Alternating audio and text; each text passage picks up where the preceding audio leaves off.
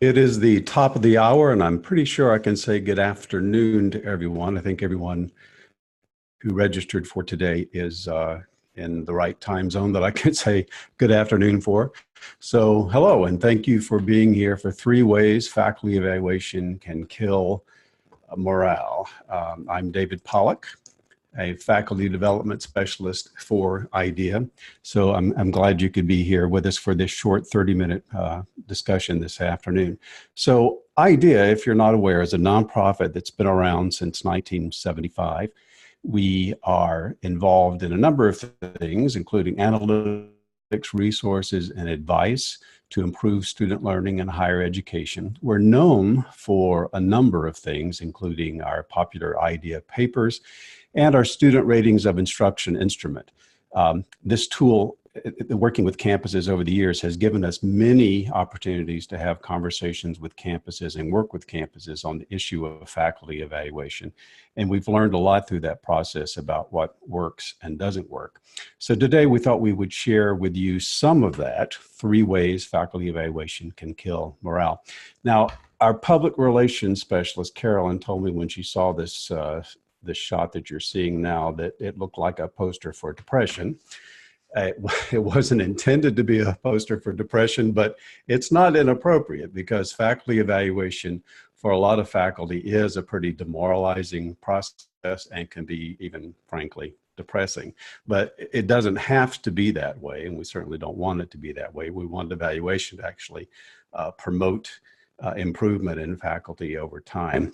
But whether we like the evaluation or not, it's here to stay. It's a part of the academy. We have to have it for a number of reasons. We have to make personnel decisions.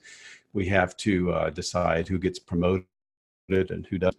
And an institution has a right and an obligation, really, to provide some sort of quality control about what goes on campus. So whether we like it or not, faculty evaluation is here to stay. It's a part of the academy.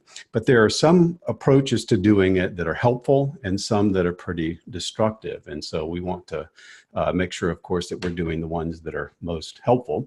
So we're going to highlight 3 of those for you today. There's a lot more to the faculty evaluation process than we have time to get into here, but we're going to talk about 3 important ones that will really kill morale if you don't do them well. So to do that, I'm going to tell you 3 stories and then talk about the implications of those. So here we go. Mara is an assistant professor who's very conscientious about her job. She loves biology and loves getting students excited about it. When she interviewed for her position last year, the chair emphasized that the college was especially interested in faculty who were great teachers.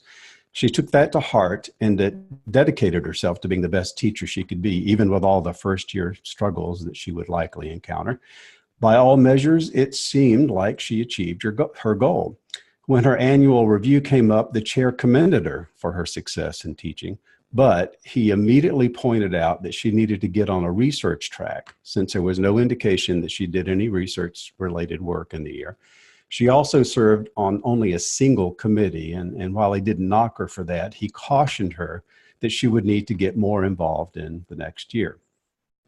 Well, Mara left the meeting demoralized. She believed that she had had a great first year, but the chair's feedback left her feeling like she had not filled her responsibilities very well. So what happened here? What's the error? We might label it as not evaluating what you value.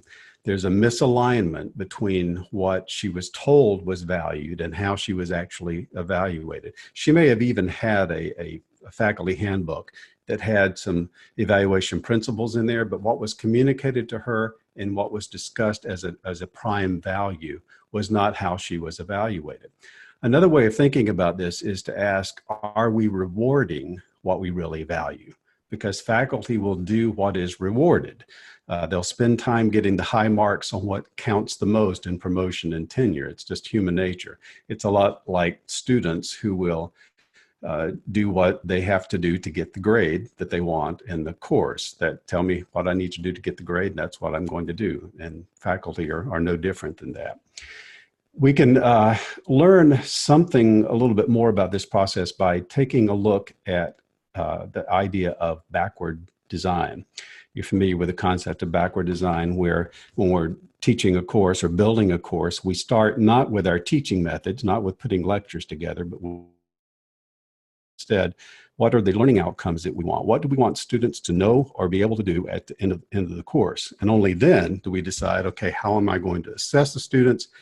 And then what learning activities do I need to create to make sure students learn those things that they can demonstrate to me on those assessments? So what happens sometimes in a course, a faculty will say, I want students to have high problem-solving skills in my discipline or great critical thinking skills, but all their assessments are about basic recall.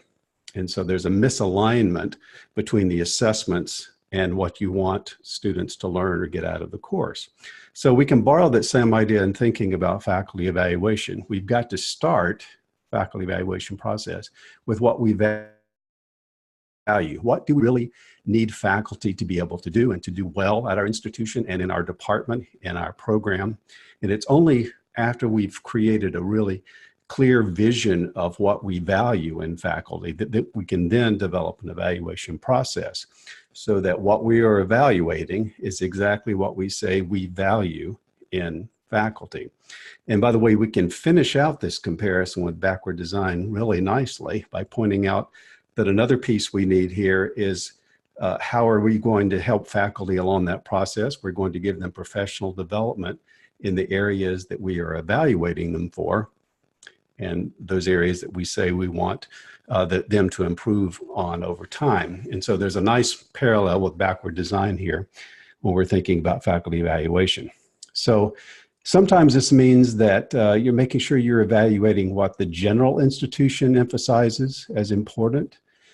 Sometimes it means a particular program or department has special needs that they need faculty to accomplish. And so that should be a part of the evaluation for them. When we think about the traditional 3 areas that faculty are evaluated in, teaching, scholarship, and service, one of the many ways that this can be thought about is that means the weightings might need to be flexible. So we might have different weights depending on, say, the rank of the instructor. So lecturers and assistant professors, for example, might be evaluated differently than associates and higher.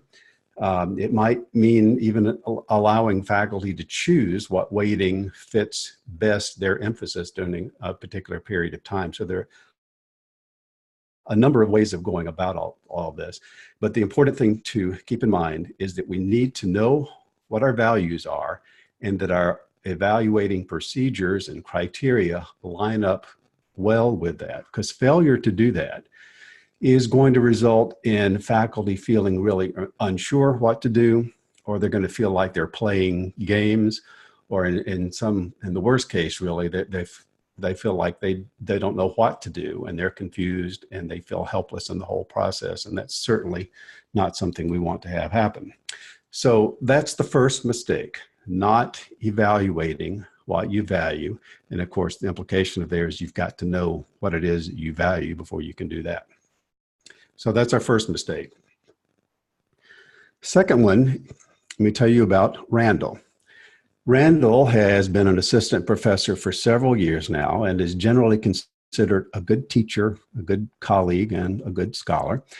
He has been interested in improving his instruction, so he's been pretty daring with some of his courses. He tried out some pretty extensive problem-based learning projects that took the majority of the course time, and he flipped a couple of his courses. But reactions from students have been mixed. In his student comments from student feedback, some seemed to like the approaches that he took. Others appreciated the effort, but they didn't really care for them, and some hated everything about the courses. And overall, his ratings were pretty mediocre compared to others on his campus. And this was something that his chair was quick to point out to him. It's just not worth it, he told his wife one night. I have tried hard to do what is supposed to be cutting edge teaching, and I get slammed for it. So what is the problem here? Well, we might say it's overemphasizing student ratings. If you say instruction is really important on your campus and you count only on student ratings as the measure of instructional quality, then faculty are going to do everything they can to manipulate the system to get good ratings or resent the use of student ratings or both. And they'll also not get a lot out of the student feedback, but even when they could learn a lot from it because they're playing the game here. To evaluate instructions, especially, you need multiple sources of insight into what's going on.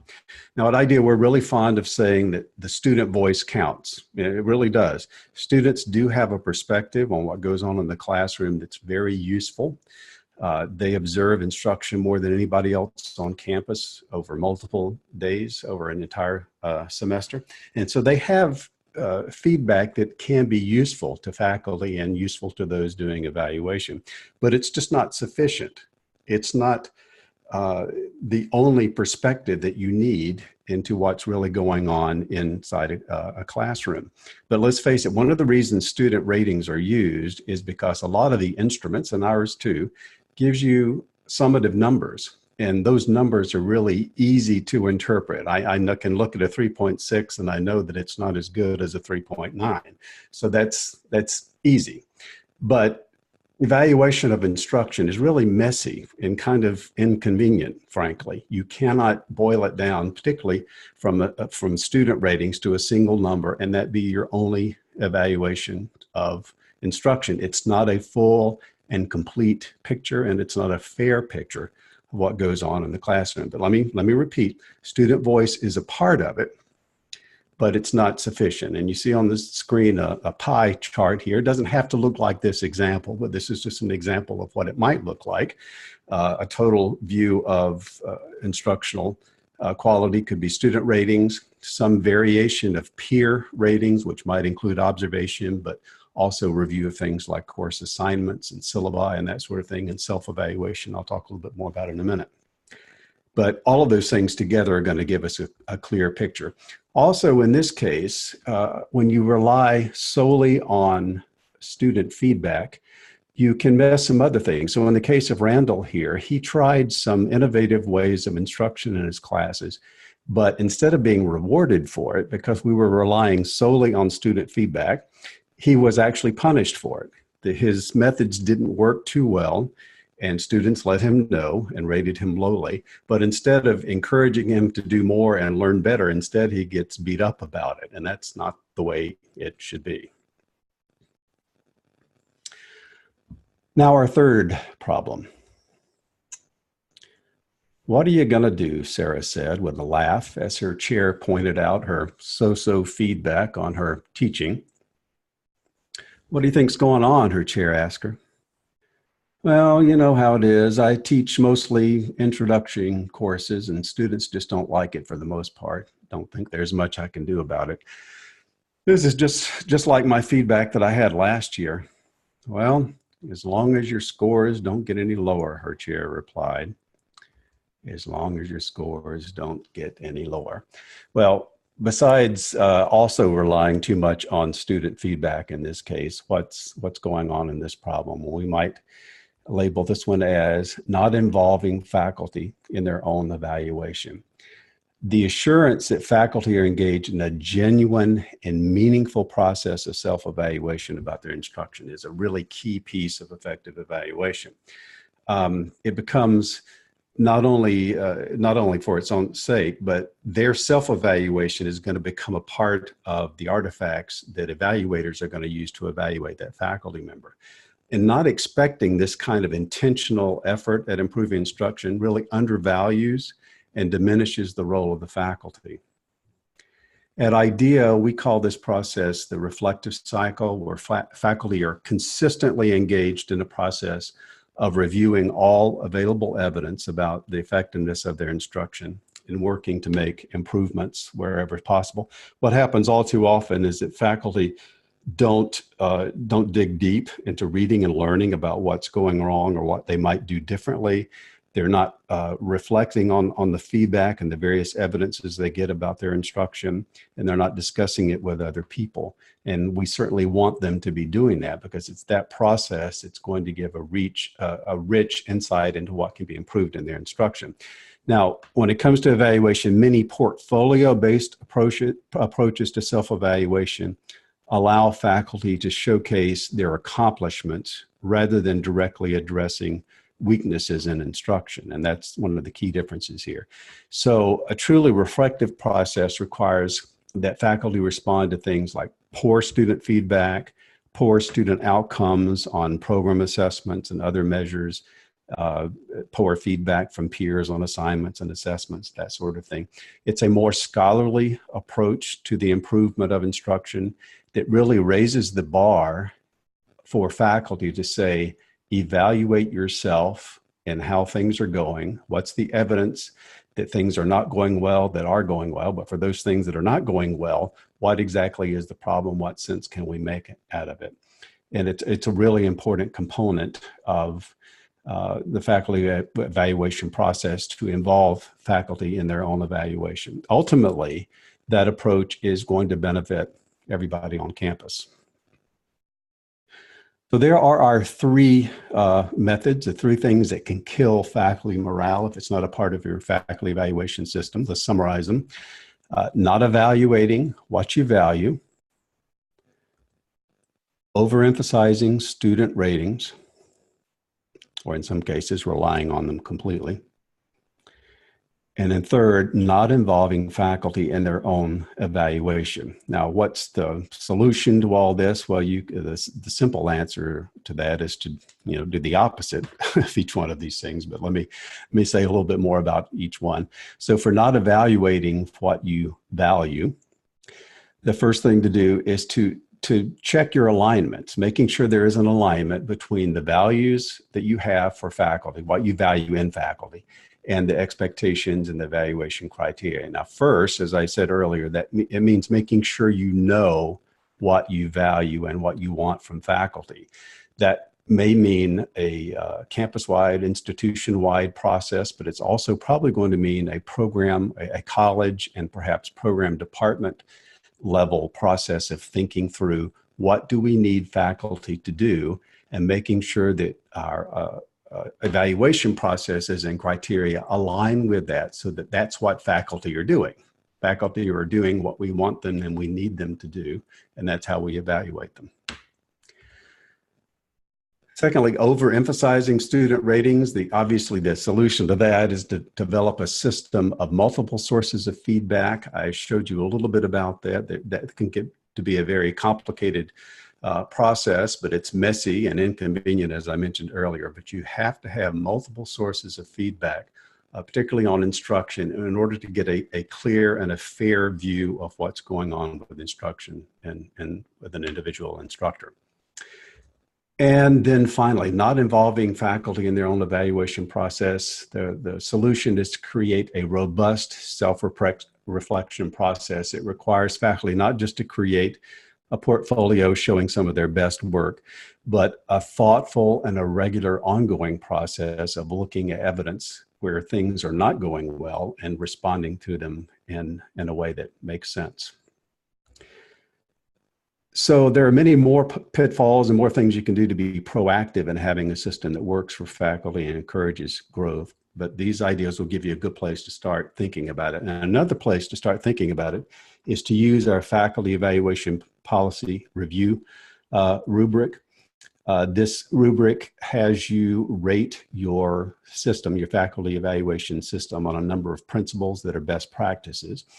And what we suggest you do with this is take it and have different groups fill it out for themselves individually. So you might, for example, have all the academic affairs, leadership, and deans on your campus, for example, all fill it out independently, and then come together as a group and compare answers. Do we agree we have a strength or weaknesses, or is there disagreement? That process can create a really good discussion on your campus around the weaknesses in our current system and what we might do about it. So that is available for you. What's going to happen is probably tomorrow morning, you will get an email that will have a link in it to a page that will have a recording of this webinar on it in case you want to share it with other people on your campus. And then also on that page, we'll give you access to the rubric that I just mentioned to you, as well as access to some other resources that we have for you and other ways that we might can help you with this process. Or if you're really eager to get started and want to continue the conversation immediately, you see my email on the screen, and I'm happy to keep having the conversation with you. So we've ended with a few minutes left, so I'll open it up to any questions that we have or anyone else from IDEA that's on. If I've missed something, please jump in and fill it in for me, please. Any questions for anything from anyone about anything I've said?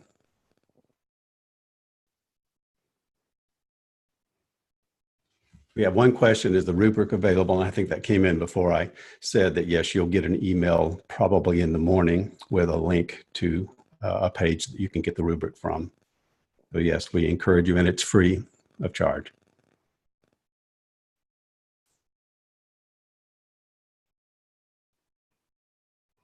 Thank you, Teresa.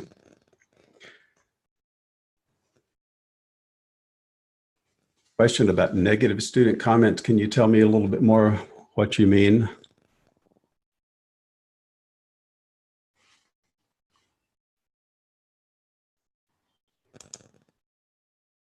Yeah, they could be quite demoralizing to faculty. I know there are some campuses that like to take their student feedback and pull those things out. I don't particularly like that approach myself. I think you can learn from anything, but what I encourage faculty to do with open-ended comments is to ignore the outlier comments as much as possible. The good ones and the bad ones aren't particularly useful in improving your instruction, but instead to look for themes in the comments. So if students are talking about the quantity of work, or they're always commenting about lectures, for example, then that gives you something to think about. What is it that they're trying to tell me about the amount of work or my lectures that I need to work on? So ignoring those outliers as much as possible is the best advice I can give on that. Can you expand on the self-evaluation process? Yeah, we have some resources on that. It is a complicated process, but the idea is that you just don't let faculty say, here are my ratings, and I did X, Y, and Z in my courses this year, and they seem to work fairly well. But instead, you expect that they respond to every piece of evidence that's not particularly positive. So if they have student feedback that's negative in a particular course, and it's been repeated over multiple courses, it's expecting them to figure out what that means, not just respond to it, but figure out what does it mean? Are students right about this? Is there a problem? Have I worked on it? It's expecting them to be truly, deeply self-reflective about their instruction. And that, of course, is going to lead to better instruction, but can also be used as evidence that this instructor is doing what they need to do. Maybe the student feedback is not positive, but there's clear evidence that they're working on making it better over time. We have a couple of models that are available that can help you with that. And again, if you will follow that email when it comes in, that will help you, I think, with that. Are there intersections in evaluating these three areas of teaching, scholarship, and service? How can that be evaluated? Not sure I understand the question. Intersections in evaluating these three areas. They do overlap, and I mentioned earlier that one of the things that should be considered is that they should be weighted differently depending on the situation. So junior faculty might be heavily weighted on instruction and very lightly on service and research, scholarship, for example. And there are some other approaches to that. I'm not sure that answers your question or not. What about formative versus summative peer evaluations? Yeah, that's a good question, Tracy. Summative peer observations are typically pretty limited, in my opinion, because they're usually just one time, maybe twice, that peer is going to observe somebody. And very often, that's just such a small unit of information to watch an instructor, to see an instructor teach one class. It's really hard to get summative information from that. What you can determine is if you go in and you observe someone teaching and they're horrible, they're really bad at it, that can very often be a really good indication that there needs to be an intervention there. But in terms of evaluating a faculty member based strictly on one or two data points, one or two classes where somebody observes them, I think it's a very limited use, because everybody can have a good day, everybody can have a bad day.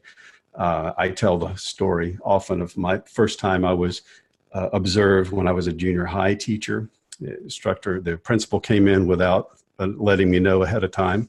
And it just so happened I was doing that day an activity that I had made up myself, and it worked beautifully. And I came off looking like a great teacher. Little did she know that that was a rare day at the time. But those single observations are of a limited use. Now, they can be great for formative development. When experienced, equipped faculty members go in to observe and provide rich feedback to faculty, that sort of observation can be very useful.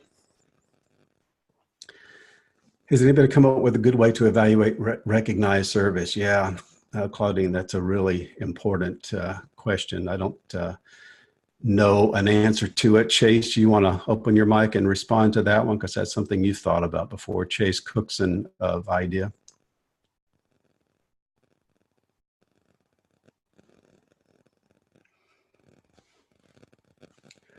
Maybe he doesn't.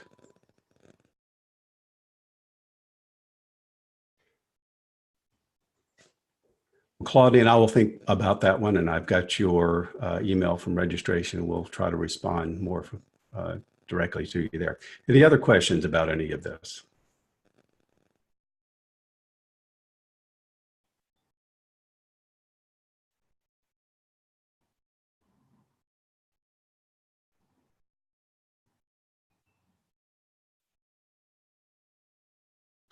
All right. Well, thank you everyone for making time to be here. Again, you will get an email that will have a recording of this webinar if you want to share it with other people on your campus, as well as the opportunity to download the rubric and to get access to other answers. And Claudine's question, did I answer Claudine's question? Not really. I don't have a great answer to that right now, Alan, but I will, I'm going to think about it, and we'll give you a response to that in the email that we send you a little bit later. Thanks everyone for being here. Have a great end of the spring semester if it's not over for you, or a great summer that's ahead. Take care, everyone.